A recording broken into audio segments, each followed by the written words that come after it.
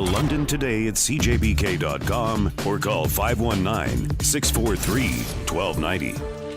10:38 now on this Wednesday morning. Folks, I want to congratulate all of you who listen to the show and who call into the show because we do have a tremendous impact. I'm not taking all the credit for this, but I did smile reading in this morning's Free Press update on the Bethesda home for young mothers that there has been. Let me get the statement from the Salvation Army. We have already announced a definitive decision. Of course, they're referring to their decision a few weeks ago to close. Our issue is we have had such overwhelming concern coming back to us from the community. And you remember we did a full hour on this show some time ago. We want to respond to that appropriately, and we want to do so in a public statement. Our statement in response to any rumor will come in 2 weeks, said Major Pat Finney. Okay, I have three guests in studio this morning. Sarah Brooks called me a couple of days ago, and we chatted about this. And Sarah, you are sort of the picture, the poster child for the passion on this issue to the extent that you've come in this morning. Why? I'm here this morning because Bethesda Center is a valuable resource to this community. And unfortunately, so many people in our city don't understand what they're giving up and what this center provides for the girls. And I believe myself that if people knew what they were giving up, there would be more of an outcry about saving it and the importance of saving it. What are we giving up? When we say we, the Salvation Army. The Salvation Army and the city as a whole. If nobody speaks up, then the whole city is letting it go. And the Bethesda Center offers education opportunities for these girls. They offer childcare for the girls so that they can continue their education. They provide support for them. A lot of these girls don't have family support, and the staff at Bethesda takes on that role for them. And to give it up is giving up on the girls, in my opinion. Jamie, you're here as part of this group this morning. What's your story?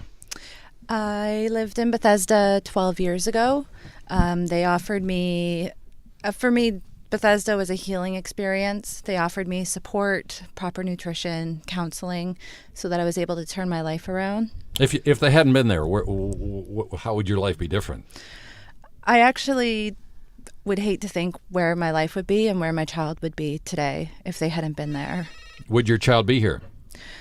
She would be alive, but I don't know necessarily if she would be with me. I don't think I would be the parent that I am today without Bethesda. So how crucial is this center to the community, do you think? It's extremely crucial.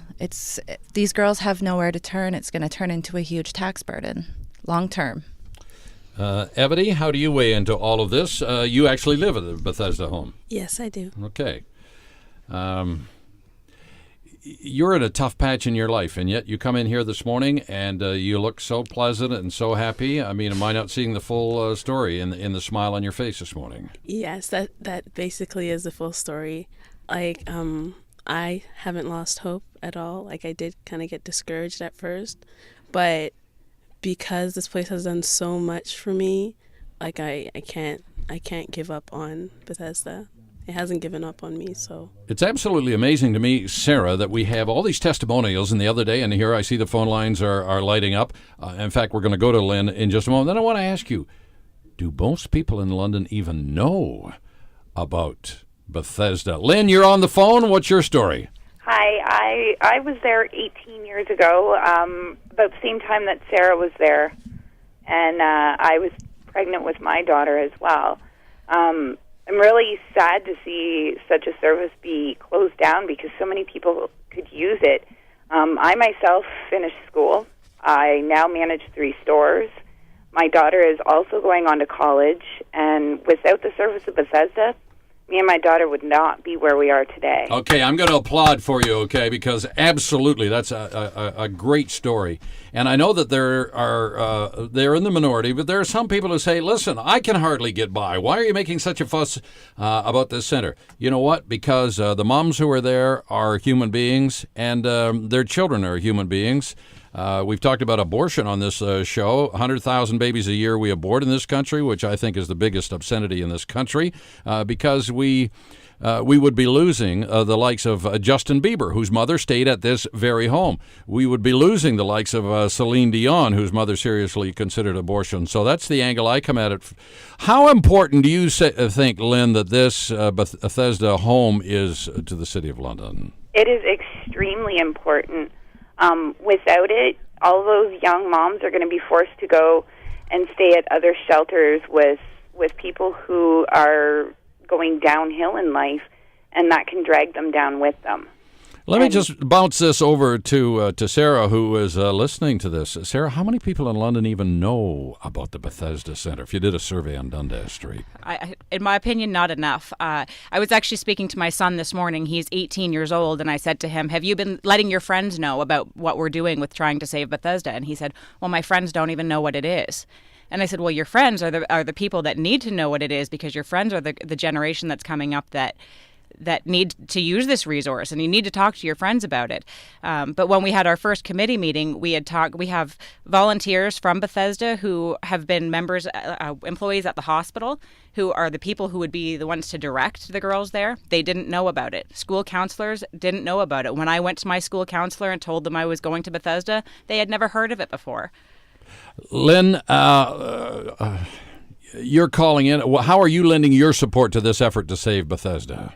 I work in Sarnia, so I'm trying to get the word around Sarnia, because I feel there's nothing in Sarnia for young moms. I know a few young moms already that are 18 in the Sarnia area and struggling on their own, and they could use a service like this.